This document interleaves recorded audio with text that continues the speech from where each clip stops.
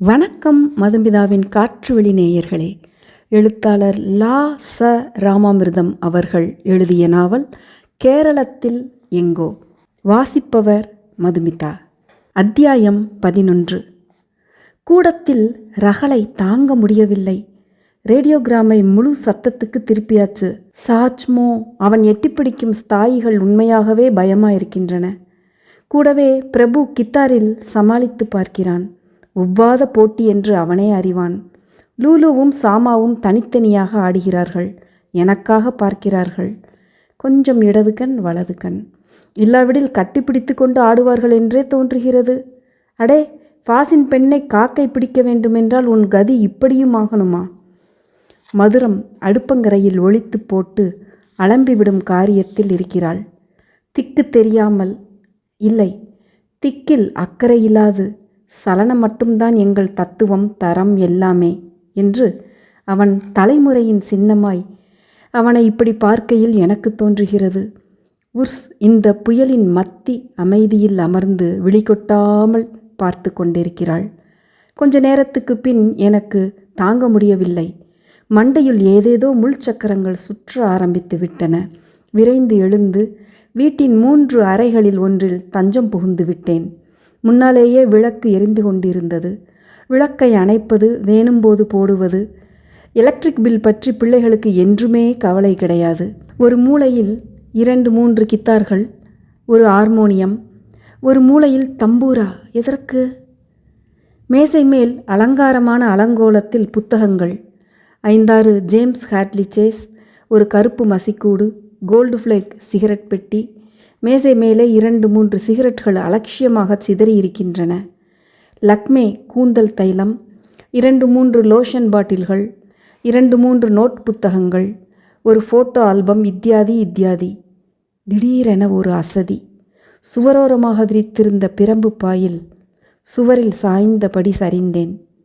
காசிக்கு போகும் பிராமணனுக்கு திண்ணையில் சொம்பை பற்றி கவலை ஏன்? இதையெல்லாம் பார்ப்பதால் தானே பரிதவிப்பு. பார், ஆனால் பட்டுக்கொள்ளாதே. படிப்பதை கடைப்பிடிப்பது சுலபமாயிருக்கா என்ன? வயது போதாதென்று ஜன்மங்களாக அதற்குத்தானே கொடுத்திருக்கிறது. கீதை படிக்காமலே பையன்களும் தங்கள் நடத்தையில் அதைத்தான் போதித்து காட்டுகிறார்கள். கண்ணை மூடிக்கொள்வது ஒரு பயங்கொள்ளித்தனம். ஆகையால் காணத்தான் வேணும். ஆனால் கவனிக்காதீர்கள். கவனித்தால் கஷ்டப்படுவது நீங்கள்தான். பரிதாப நரம்பு என்பதே எங்களில் இல்லை. முதலில் முளைத்திருந்தால்தானே வளர. எதிரே சுவரில் ஒரு காலண்டரிலிருந்து ஒரு புலி ஒரு கௌதாரியை கவ்வியபடி என்னை பார்த்து கொண்டிருக்கிறது. எத்தனை நாளியாக? இந்த காலண்டரை எங்கு பிடித்தான்? இதற்காகத்தான் பிடித்தானா? புலி பசிக்கு கௌதாரி கடைவாய் காணுமா? ஆனால் இப்போ இதுதான், இவ்வளவுதான். தினே மானும் வரிக்குதிரையும் கிடைத்து கொண்டிருந்தால் சம்மதந்தான். ஏன் நீயே கிடைத்தாலும் எலும்பும் தோளுமானாலும் கிடைத்தவரே லாபம். வெறும் வாயை மென்று கொண்டிருக்கும் இந்நாளில் தேடும் இரையை தேர்ந்து எடுக்க முடியுமா என்ன? புலி பசித்தாலும் புல்லை தின்னாததெல்லாம் அந்த காலம் தம்பி, அல்லது அண்ணா, அல்லது தாத்தா, அல்லது கிழவா.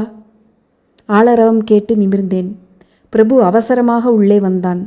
என்னை கண்டதும் ஒரு கணத்தயக்கம். மேஜை மேல் கண்களில் மின்னோட்டம். என் வேவு எந்த மட்டும் என்று அவன் வேவு. இதெல்லாம் வேணுமென்றே அல்ல. கணநேரம், பெருநேரம், மின் நேரம், அதுவும் அதிகம். ஓ, விட்டு தொலை. நேரே என்னிடம் வந்து என் மாதிரியே சுவர் மேல் சாய்ந்து அமர்ந்தான். உஸ், ஒரு தம்முக்கு வந்திருப்பான் என்ன?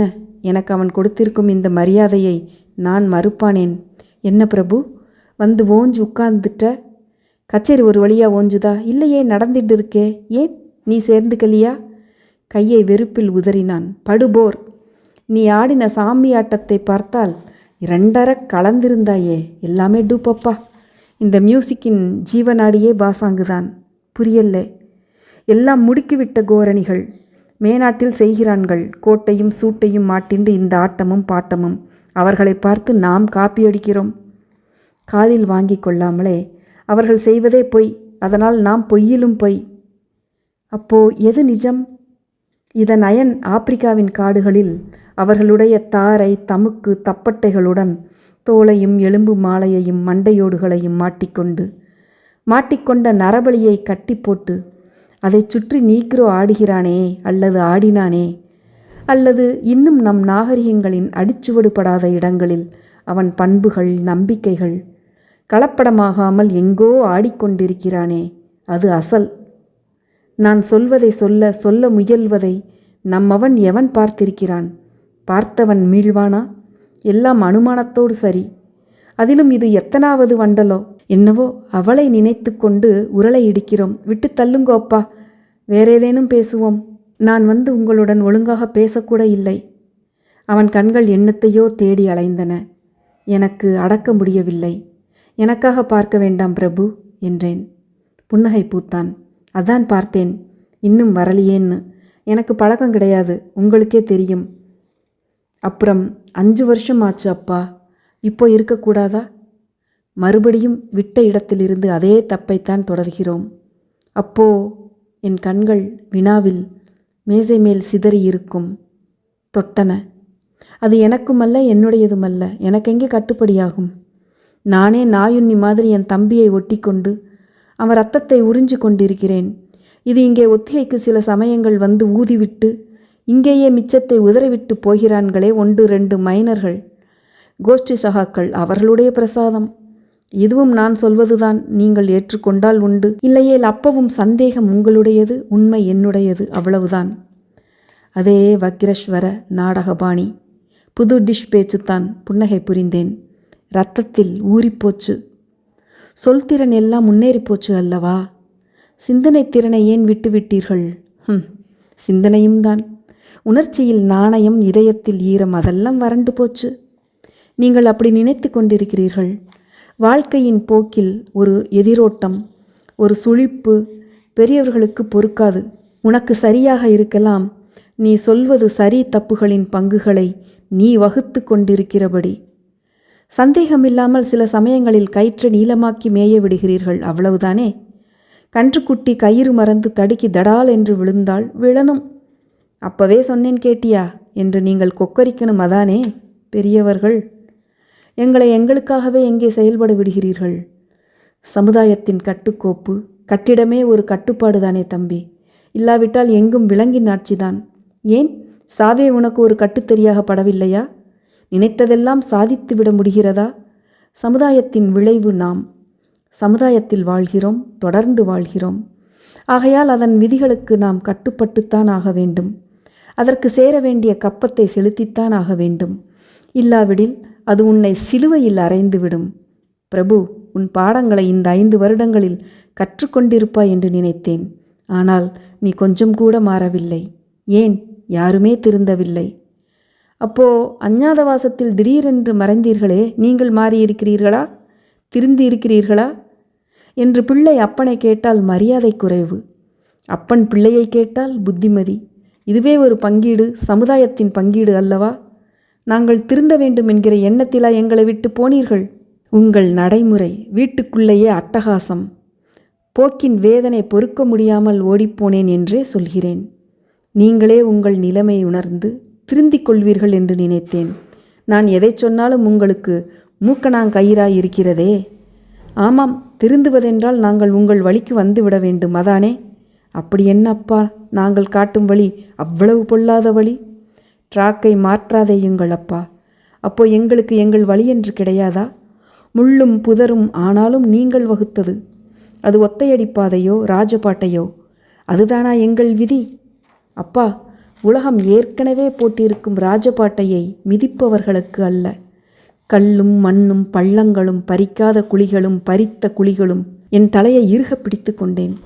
இவன் என்ன உளறிக்கொண்டே போகிறான்? உருவக பாஷையில் ஊரை ஏமாற்றிக்கொண்டு தன்னையும் ஏமாற்றிக்கொண்டு. இதுதான் பிரபு.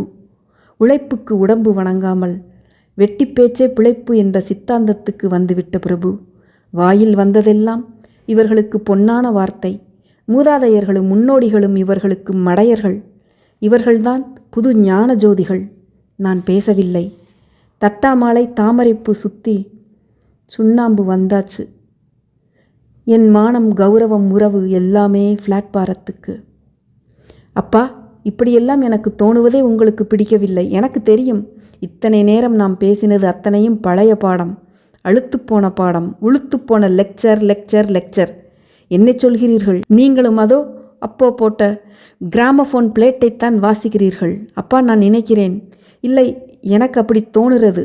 நாம் இல்லை, மனிதன் சொன்னதையே சொல்லி எண்ணி எண்ணி மிதித்ததையே மிதித்து கொண்டு அந்த பள்ளத்தினுள்ளேயே சுற்றி சுற்றி கொண்டு வரும் நிலை மாற வேண்டும். அவன் கால்கள் அரித்த பள்ளத்தின் பக்கவாட்டுகள் மதில்களாக அவனை சிறை வைத்து விட்டன. அந்த மதில்களை தகர்த்தெறிய வேண்டும். அதற்கு நீங்கள் பெரியவர்கள் எங்களுக்கு என்ன உதவி செய்யப் போகிறீர்கள்? எனக்கு தலை சுற்றுகிறது. இவன் என்னை என்ன வசூல் கேட்கிறான்? பிரபு, இந்த சக்கரவட்ட பேச்செல்லாம் விட்டு தள்ளு. உன்னுடைய அசல் பிரச்சனைதான் என்ன? அதுவே உங்களுக்கு தெரிந்தால்தானே. ஒன்று தெரிகிறது, எங்கு நான் ஓடினாலும் ஓட்டத்தின் முடிவில் எனக்கு முன்னால் நான் எனக்காக காத்திருக்கிறேன். இதற்கு விமோசனம் என்ன? பிரபு, பிரபு, பிரபு, கம்மிங், லீ லீ. என் கைவிரல்களை ஒரு தரம் அமுக்கிவிட்டு என் தைரியத்துக்கு வெளியே சென்றான். அப்போ இதுதான் உன் விமோச்சனம். மத்தியான வாய்க்காலில் உண்டையும் உருளையுமாக, வாளும் நீளமுமாக, நீரோட்டும் செல்லும் வழியில் மிதந்து செல்லும் மத்தியான பாசி. ஆனால் பேச்சென்னவோ எதிர்நீச்சலை பற்றி. இவர்களுக்கு மிதக்கும் இடம் பார்க்கடல், ஒதுங்கியவிடம் உத்தியானவனம்.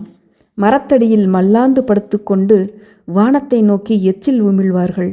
இவர்களும் ஒரு விதத்தில் சந்நியாசிகள்தான், பகல்வேஷ சந்நியாசிகள். நான் ஏன் இங்கு வந்தேன்? நான் இங்கு வேண்டப்படாதவன். என் வயதில் அந்த நிலைமை கஷ்டமாயிருக்கிறது. வயதானவர்கள், அவர்கள் வீட்டிலேயே அழையா வீட்டுக்கு நுழையா சம்பந்தி. இங்கு வந்து இன்னும் கடிகாரத்தின் 2வது வட்டம் முழுதாக முடியவில்லை. நான் என் குடிசைக்கு ஏங்க ஆரம்பிச்சாச்சு. அத்தியாயம் 11 முடிவுற்றது. அத்தியாயம் 12 சந்திக்கும் வரை அன்பு வணக்கங்கள் கூறி விடைபெறுவது உங்கள் மதுமிதா.